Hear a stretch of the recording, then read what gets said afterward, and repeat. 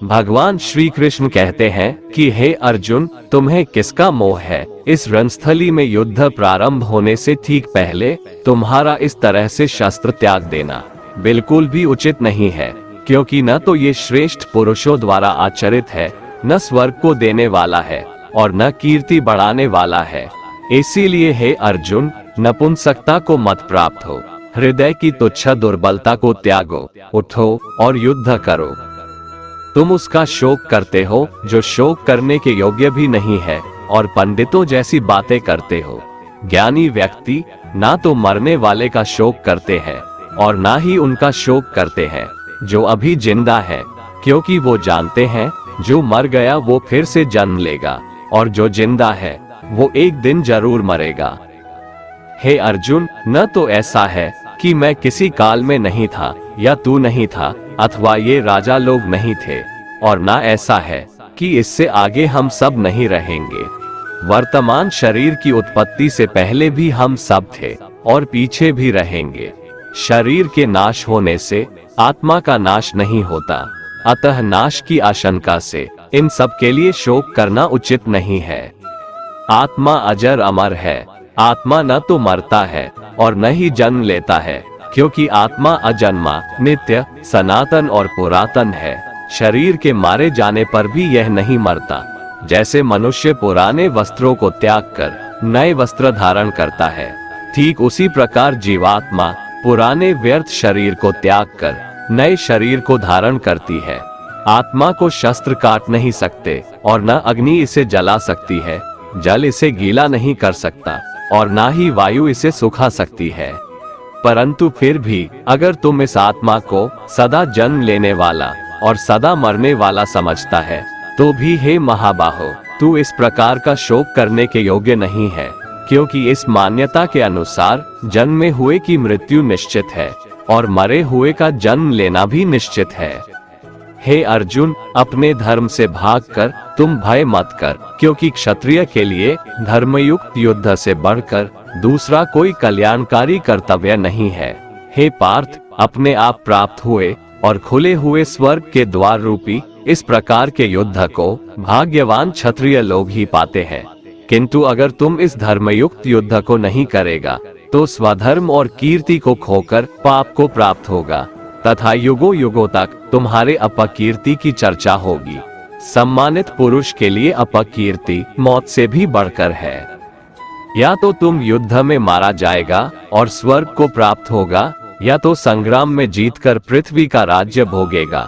इस कारण हे अर्जुन, उठ और युद्ध कर। जय पराजय, लाभ हानि और सुख दुख को समान समझकर युद्ध के लिए तैयार हो जा।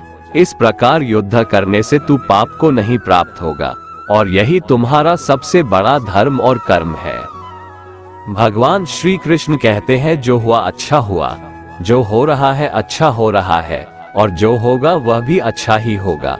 तुम भूत का पश्चाताप मत करो, भविष्य की चिंता भी मत करो, अभी तो वर्तमान चल रहा है। दोस्तों, एक बार की बात है, एक राजा और मंत्री कुछ सैनिकों को लेकर जंगल में शिकार पर गए। शिकार के समय तलवार निकालते हुए राजा का अंगूठा कट गया। राजा परेशान हो गए। उसने तुरंत अपने सैनिकों से कहा, सैनिकों जल्दी से जाओ और वैद्य जी को बुलाकर लाओ। देखो मेरा अंगूठा कट गया, कितना खून बह रहा है। इतने में पीछे से मंत्री आए और बोले कि इस चोट पर कपड़ा बांध लीजिए और आराम कीजिए, जो होता है अच्छे के लिए होता है। राजा को मंत्री पर गुस्सा आ गया। वह मंत्री से बोले, मंत्री, ये बात तुम कह रहे हो, मैं तो तुम्हें अपना हितैषी समझता था। राजा ने सैनिकों को आदेश दिया कि मंत्री को ले जाकर कारागार में बंद कर दो, पूरी रात कोड़े से पीटना और सुबह फांसी पर चढ़ा देना। महाराजा की आज्ञा पाकर सैनिकों ने मंत्री को बंदी बना लिया और राजमहल के कारागार में ले जाकर बंद कर दिया।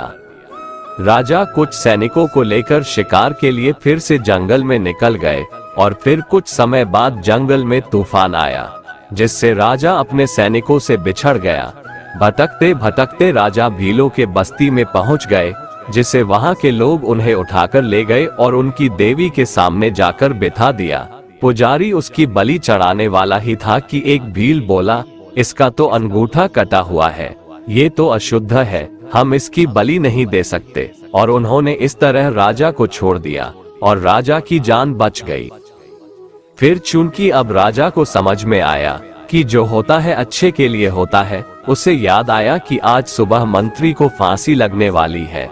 वह भागा भागा आया। उसने देखा कि मंत्री फंदे को गले में पहनकर खड़ा है। राजा ने उसे नीचे उतरवाया और उसके पैर पकड़ लिए और फुट फुट कर रोने लगे।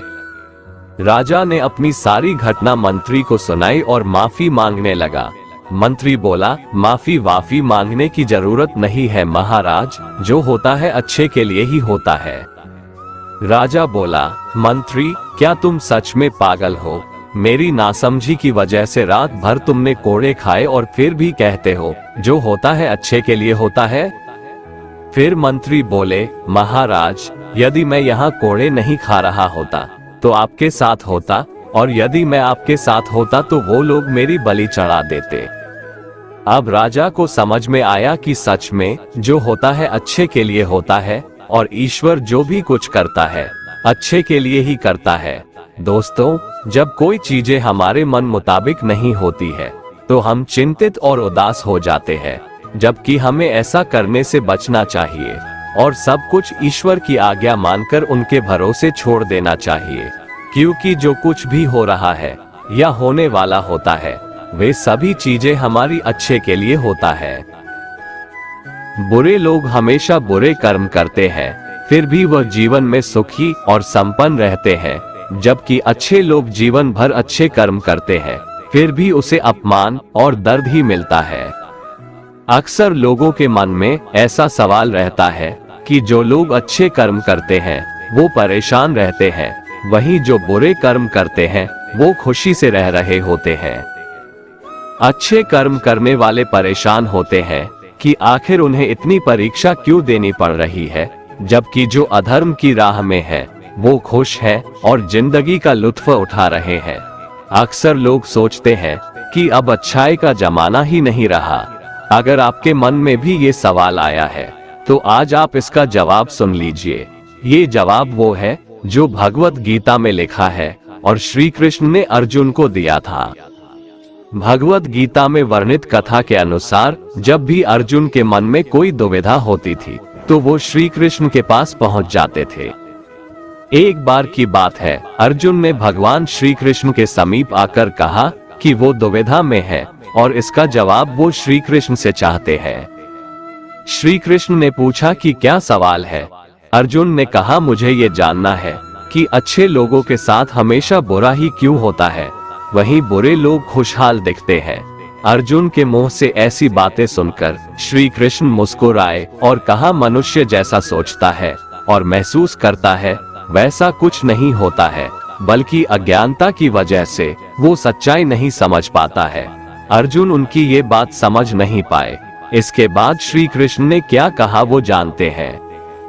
कान्हा ने अर्जुन से कहा कि हे पार्थ, मैं तुम्हें एक कथा सुनाता हूँ, उसे सुनकर तुम समझ जाओगे कि हर प्राणी को उसके कर्म के हिसाब से ही फल मिलता है। प्रकृति हर किसी को अपनी राह चुनने का मौका देती है। अब वो मनुष्य की इच्छा पर निर्भर करता है कि उसे धर्म की राह चुननी है या अधर्म की।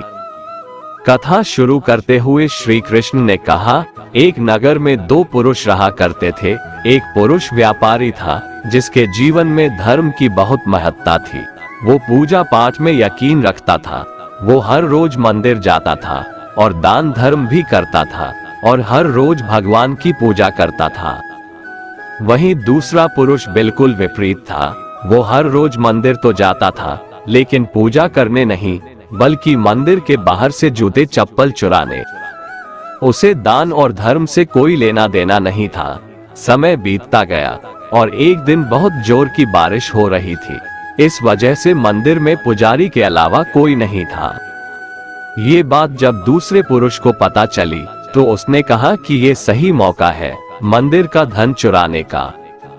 पंडित से नजर बचाकर उसने मंदिर का सारा धन चुरा लिया।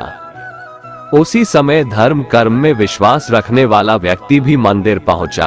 दुर्भाग्य से मंदिर के पुजारी ने उसे ही चोर समझ लिया और चिल्लाने लगे। वहां लोग एकत्र हो गए और उसे बहुत मारा। किसी तरह वो बचते बचाते वहां से निकला, तो दुर्भाग्य ने उसका साथ वहां भी नहीं छोड़ा। मंदिर के बाहर वो एक गाड़ी से टकरा गया और घायल हो गया। फिर वो व्यापारी लंगड़ाते हुए घर जाने लगा, तो रास्ते में उसकी मुलाकात उस पुरुष से हुई जिसने मंदिर से धन चुराया था। उसने कहा, आज तो मेरी किस्मत चमक गई, एक साथ इतना सारा धन मिल गया। ये सब देखकर उसे बहुत बुरा लगा और उसने अपने घर से भगवान की सारी तस्वीरें निकाल दी। कुछ सालों बाद दोनों की पुरुषों की मृत्यु हो गई। मरने के बाद जब दोनों यमराज की सभा में पहुंचे और भले पुरुष ने दूसरे व्यक्ति को देखा तो उसे बहुत गुस्सा आया। उसने क्रोधित होकर यमराज से पूछ ही लिया, मैं तो हमेशा अच्छे कर्म करता था, दान में विश्वास रखता था, उसके बदले जीवन भर मुझे अपमान और दर्द ही मिला, और इस व्यक्ति को नोटों से भरी पोटली, आखिर ऐसा भेदभाव क्यों? इस पर यमराज ने कहा, पुत्र तुम गलत समझ रहे हो। जिस दिन तुम्हारी गाड़ी से टक्कर हुई थी वो दिन तुम्हारे जीवन का आखिरी दिन था, परंतु तुम्हारे अच्छे कर्मों की वजह से तुम्हारी मौत सिर्फ एक छोटी से चोट में बदल गई। तुम इस दुष्ट व्यक्ति के बारे में जानना चाहते हो? दरअसल इसके भाग्य में राजयोग था, मगर इसके कुकर्मों और अधर्म की वजह से वो सिर्फ एक छोटी सी धन की पोटली में बदल गया। कथा सुनाने के बाद श्री कृष्ण अर्जुन से कहते हैं, पार्थ क्या अब तुम्हें तुम्हारे सवाल का जवाब मिल गया? ऐसा सोचना कि भगवान तुम्हारे कर्मों को नजरअंदाज कर रहे हैं, ये बिल्कुल भी सत्य नहीं है। भगवान हमें कब, क्या, किस रूप में दे रहा है, मनुष्य को समझ में नहीं आता है, मगर आप अच्छे कर्म करते रहें तो भगवान की कृपा हमेशा बनी रहती है। इसलिए अपने अच्छे कर्मों को बदलना नहीं चाहिए, क्योंकि उसका फल हमें इसी जीवन में मिलता है। इसलिए मनुष्य का फर्ज है कि वो हमेशा अच्छे कर्म करते रहें, क्योंकि श्री कृष्ण ने गीता में भी बताया है कि किसी के द्वारा किया गया कर्म बेकार नहीं जाता है, चाहे वो अच्छा हो या बुरा। भगवान श्री कृष्ण कहते हैं, व्यक्ति को सदैव बुराई से बचकर रहना चाहिए।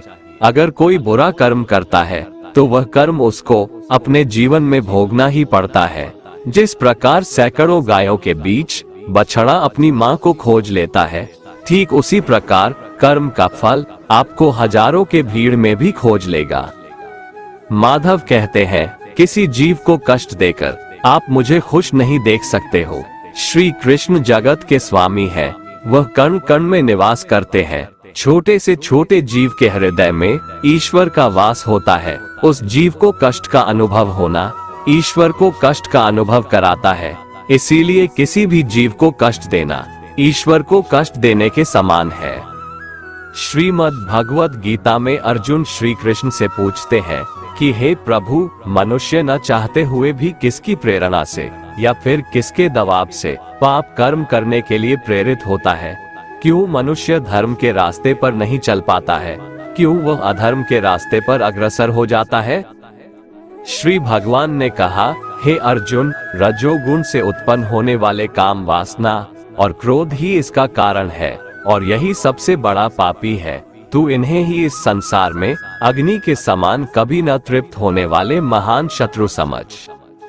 दोस्तों, श्री कृष्ण बताते हैं कि आखिर मनुष्य पाप किस कारण से करता है।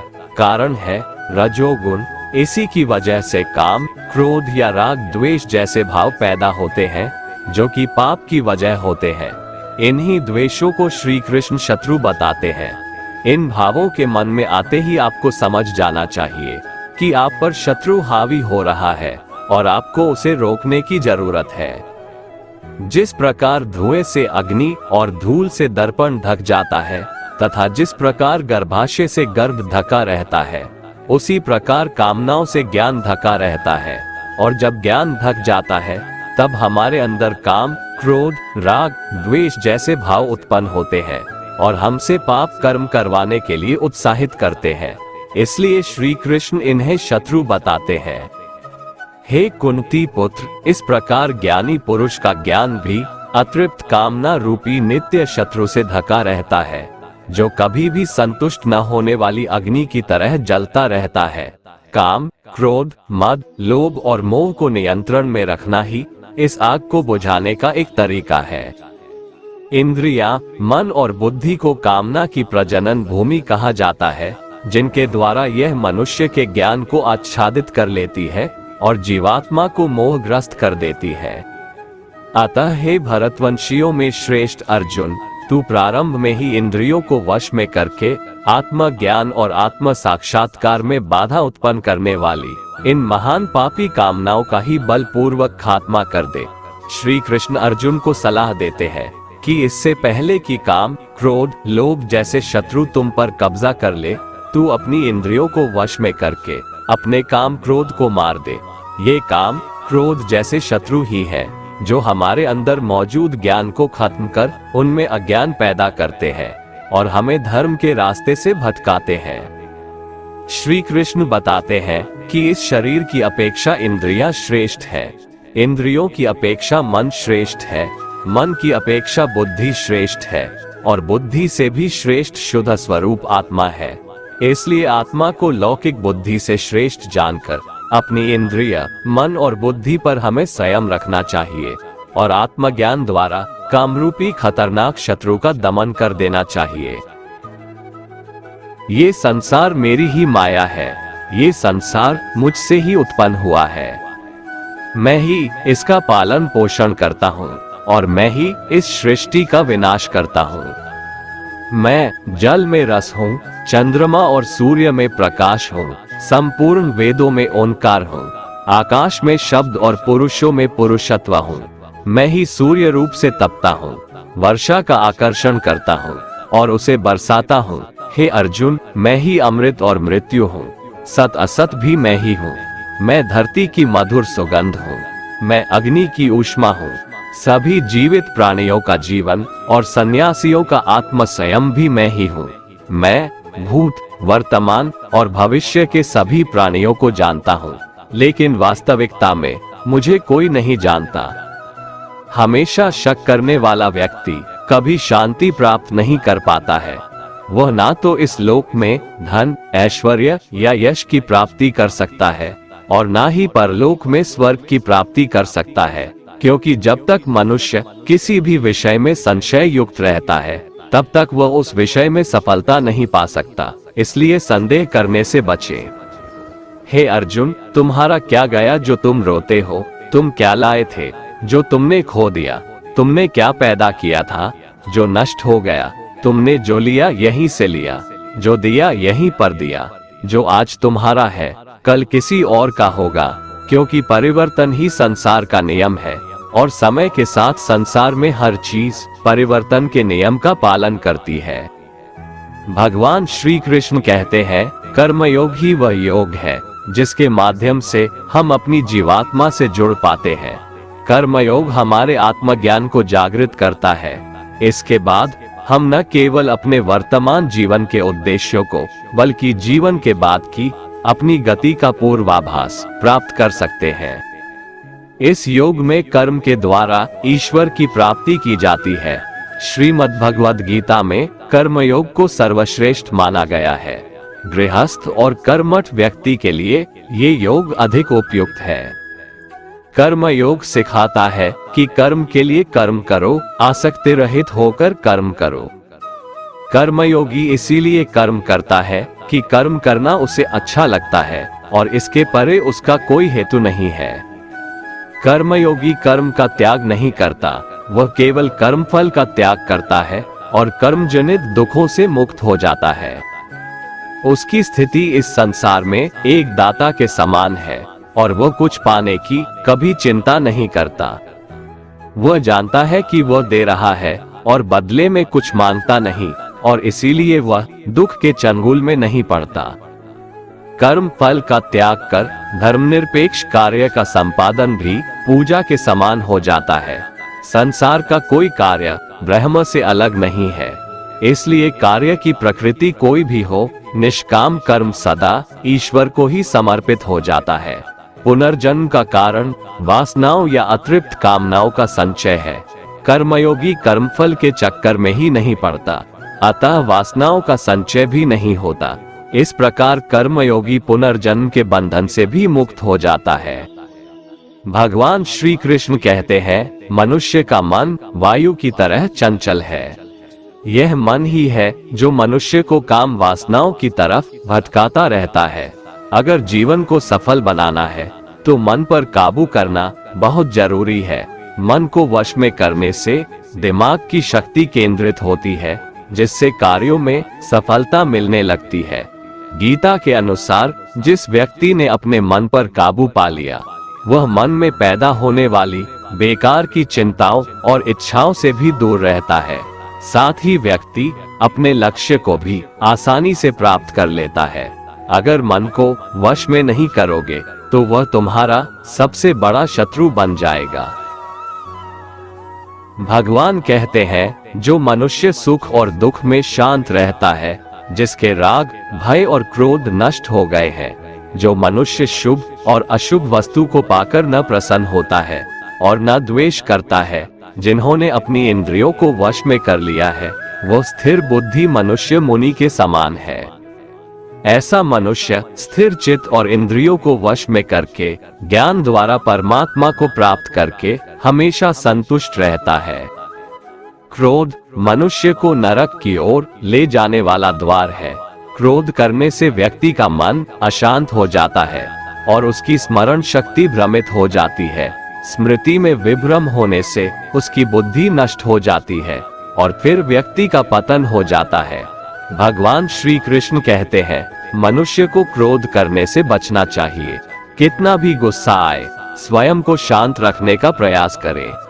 श्री भगवान कहते हैं, जिस प्रकार समुद्र की स्थिति अचल है, भारी से भारी आंधी तूफान आने पर या अनेक नदियों के जल प्रवाह उसमें प्रविष्ट होने पर भी वो अपनी स्थिति से विचलित नहीं होता, मर्यादा का त्याग नहीं करता, उसी प्रकार परमात्मा के स्वरूप में स्थित योगी की स्थिति भी सर्वथा अचल होती है। बड़े से बड़े सांसारिक सुख दुखों का संयोग वियोग होने पर भी उसकी स्थिति में जरा भी अंतर नहीं पड़ता। वह योगी परमात्मा में नित्य, निरंतर, अटल और एकरस स्थित रहता है। जो मनुष्य संपूर्ण कामनाओं को त्याग कर ममता रहित, अहंकार रहित और स्पृहा रहित होकर विचरण करता है, वही मनुष्य शांति को प्राप्त कर पाता है। जिस प्रकार प्रकाश की ज्योति अंधेरे में चमकती है, ठीक उसी प्रकार सत्य भी चमकता है। इसलिए व्यक्ति को सदैव सत्य के मार्ग पर चलना चाहिए। सत्य कभी दावा नहीं करता है कि मैं सत्य हूँ, लेकिन झूठ हमेशा दावा करता है कि सिर्फ मैं ही सत्य हूँ। इस संपूर्ण संसार में कोई भी व्यक्ति महान नहीं जन्मा होता है, बल्कि उसके कर्म उसे महान बनाते हैं। सही कर्म वह नहीं है जिसके परिणाम हमेशा सही हो, अपितु सही कर्म वह है जिसका उद्देश्य कभी गलत ना हो। श्रेष्ठ पुरुष जैसा आचरण करता है, अन्य पुरुष भी वैसा ही आचरण करते हैं। वो जो कुछ प्रमाण देता है, समस्त मनुष्य समुदाय उसी के पद चिन्हों पर अपने रास्ते चुनता है। इसलिए सज्जन व्यक्तियों को सदैव अच्छा व्यवहार करना चाहिए। जो मनुष्य ईश्वर में श्रद्धा नहीं रखते, वो अज्ञानी मनुष्य जीवन में कभी भी सुख, शांति और सफलता को प्राप्त नहीं कर पाते। ऐसे मनुष्य की बुद्धि विपरीत हो जाती है। वे लौकिक और पारलौकिक सब प्रकार के सुख साधनों को विपरीत ही समझने लगते हैं। इसी कारण वे विपरीत आचरणों में प्रवृत्त हो जाते हैं। इसके फलस्वरूप उनका इस लोक में और परलोक में पतन हो जाता है। वे अपनी वर्तमान स्थिति से भी भ्रष्ट हो जाते हैं और मरने के बाद उनको अपने कर्मों का फल भोगने के लिए सूकर, कुकर आदि नीच योनियों में जन्म लेना पड़ता है या घोर नरक में पड़कर भयानक यातनाएं भोगनी पड़ती है। भगवान श्री कृष्ण कहते हैं, जो मनुष्य अपने कर्तव्यों का पालन करते हुए विपरीत परिस्थितियों में भी अपने धर्म के मार्ग पर अडिग रहता है और उसके कारण अगर उसकी मृत्यु भी हो जाती है, तो वह मृत्यु भी उसके लिए परम कल्याणकारक बन जाता है और उस मनुष्य को स्वर्ग की प्राप्ति होती है। हे अर्जुन, मेरे और तुम्हारे बहुत से जन्म हो चुके हैं। उन सबको तू नहीं जानता, किंतु मैं जानता हूँ। मैं अजन्मा और अविनाशी हूँ।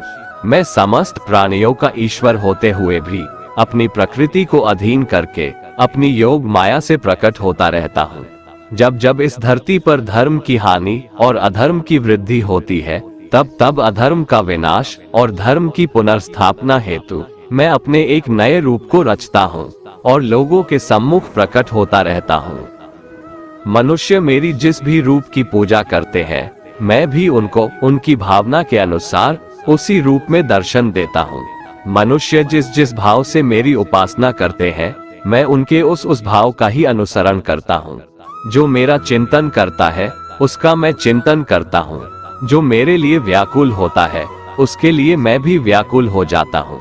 जो मुझे अपना सर्वस्व अर्पण कर देता है, मैं भी उसे अपना सर्वस्व अर्पण कर देता हूँ। इस मनुष्य लोक में सांसारिक भोग के लिए लोग इंद्र आदि देवताओं की उपासना करते हैं, क्योंकि देवताओं का पूजन करने वालों को उनकी उपासना का फल तुरंत मिल जाता है। लेकिन मैं ऐसा नहीं करता हूँ। मेरे भक्त यदि सकाम भाव से भी मेरा भजन करते हैं, तो भी मैं उनकी उसी कामना को पूर्ण करता हूँ, जिसकी पूर्ति से उनका विषयों से वैराग्य होकर मुझ में प्रेम और विश्वास बढ़ता है।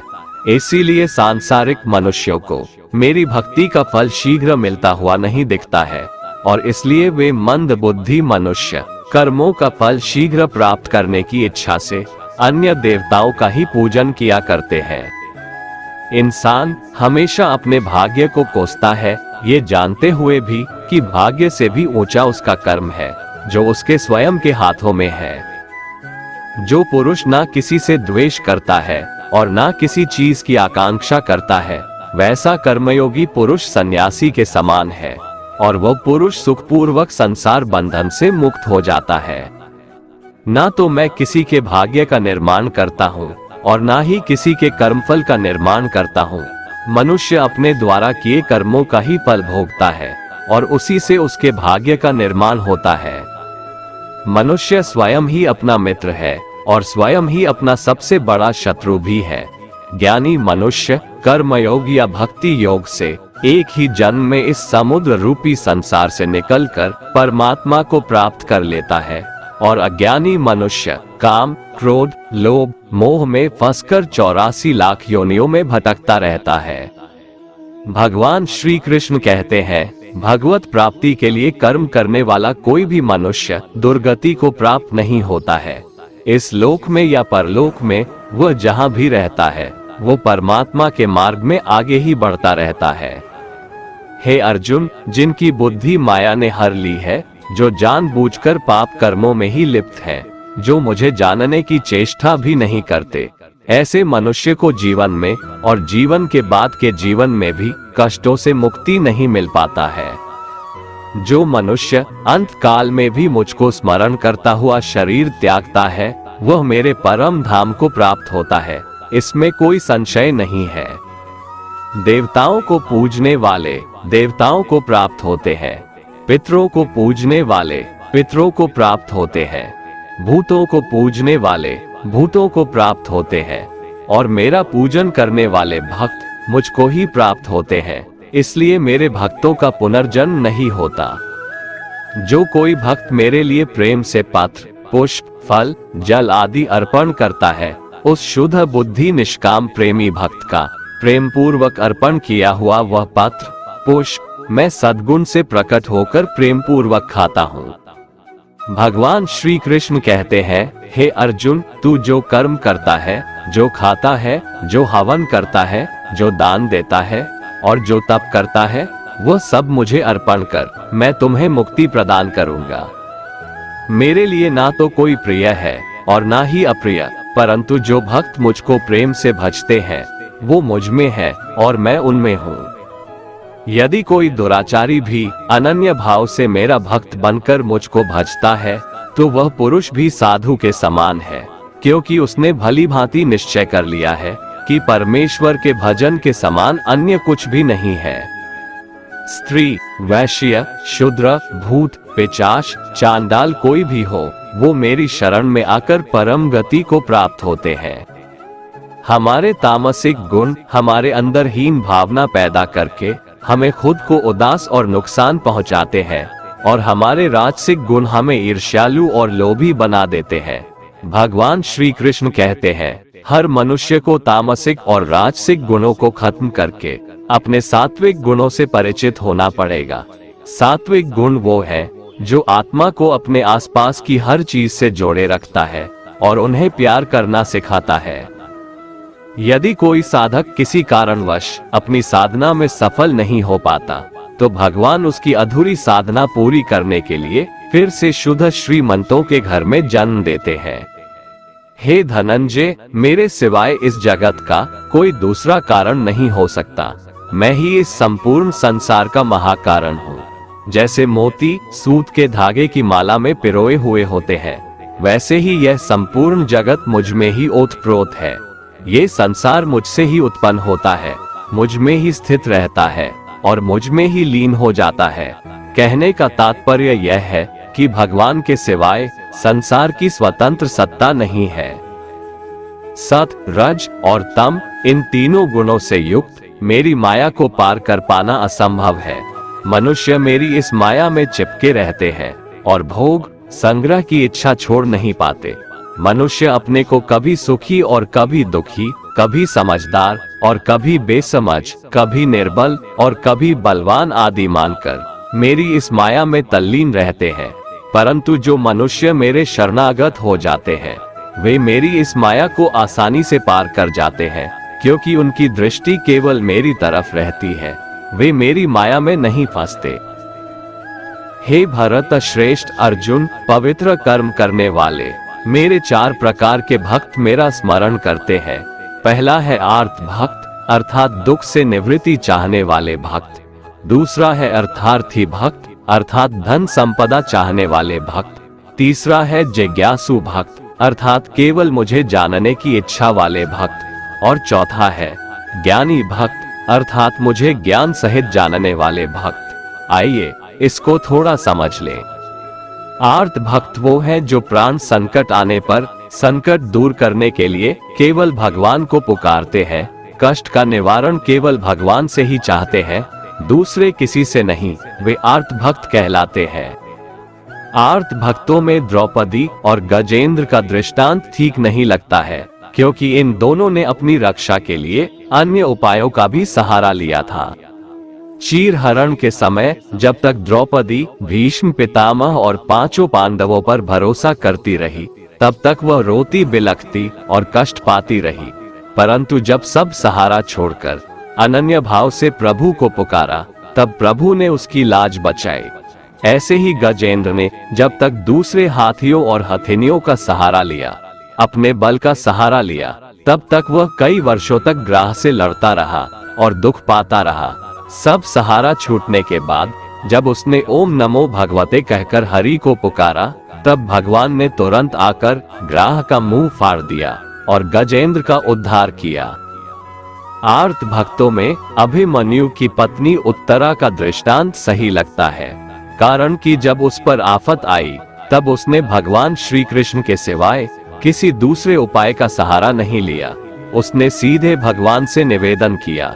उसने श्री भगवान से कहा कि हे जगतपति, ये दहकता हुआ अश्वत्थामा का बाण मेरे गर्भ को नष्ट करने के लिए दौड़ा आ रहा है, मेरी रक्षा करे।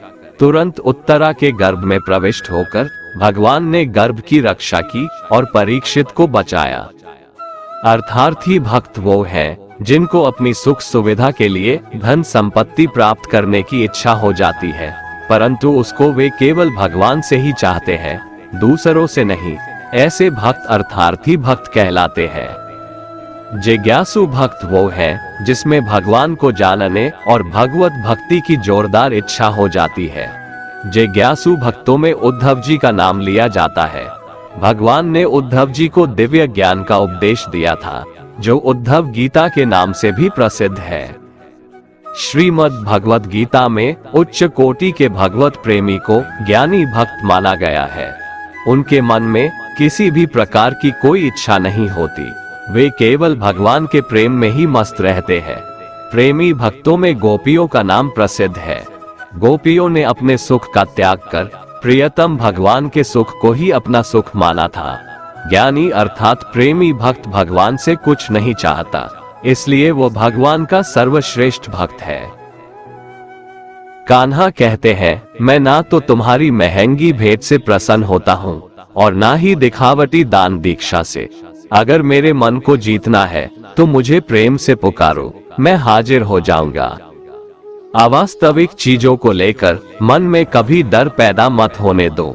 वो वास्तविक नहीं है, वह ना तो कभी था और ना कभी होगा। इसके विपरीत जो वास्तविक है वह हमेशा से था और उसे ना तो बदला जा सकता है, ना कभी नष्ट किया जा सकता है। जो मनुष्य किसी अच्छे काम में लगा हुआ होता है, आने वाले समय में उसका अंत कभी बुरा नहीं होता है। मनुष्य को निडर, शुद्ध और आध्यात्मिक बनना चाहिए। जीवन का आनंद लो, उदार दिल से बातें करो, किसी पर क्रोध मत करो, किसी का अहित मत सोचो, सभी के साथ सद्भाव के साथ पेश आओ। कर्म का नियम कहता है कि प्रत्येक घटना का एक कारण और प्रभाव होता है। समान रूप से किए गए कार्य के परिणाम अलग अलग हो सकते हैं। ये केवल इस बात पर निर्भर करता है कि वो कर्म करता किस प्रकार है। जिस प्रकार आग एक लकड़ी को जलाकर राख कर देती है, उसी प्रकार आत्मा ज्ञान आपके अंदर चलने वाले सभी द्वैत कार्यों को भस्म कर आपको आंतरिक शांति प्रदान करता है। भगवान पर विश्वास उस बच्चे की तरह करो जिसे हवा में उछालो तो वह हंसता है, वह डरता नहीं है, क्योंकि वह जानता है कि आप उसे गिरने नहीं दोगे। दुनिया में हमारे सामने चाहे जो परिस्थिति आ जाए, एक काम करना, अपने जीवन को ऊपर वाले को सौंप देना। इस मनुष्य लोक में कर्मों के फल को चाहने वाले लोग देवताओं का पूजन किया करते हैं, क्योंकि उनको कर्मों से उत्पन्न होने वाली सिद्धि शीघ्र मिल जाती है।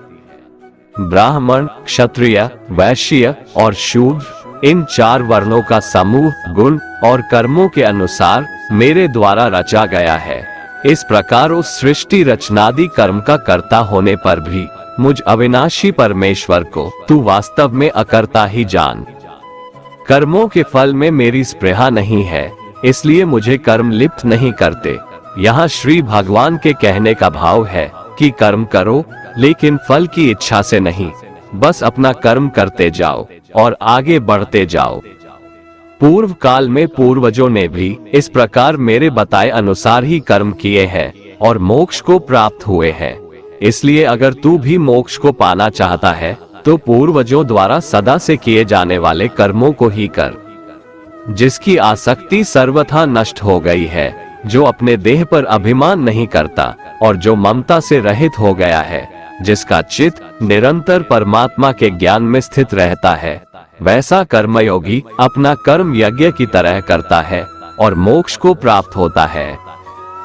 जो अपना सब कुछ परमात्मा को अर्पित कर देता है, जिसके लिए परमात्मा ही सब कुछ है, जो अपने हर कर्म में परमात्मा को देखता है और हर कर्म परमात्मा के लिए करता है, वैसा कर्मयोगी मोक्ष का अधिकारी होता है। जो मनुष्य मुझसे परम प्रेम करके इस परम रहस्य युक्त गीता शास्त्र को मेरे भक्तों में कहेगा, वह मुझको ही प्राप्त होगा, इसमें कोई संदेह नहीं है।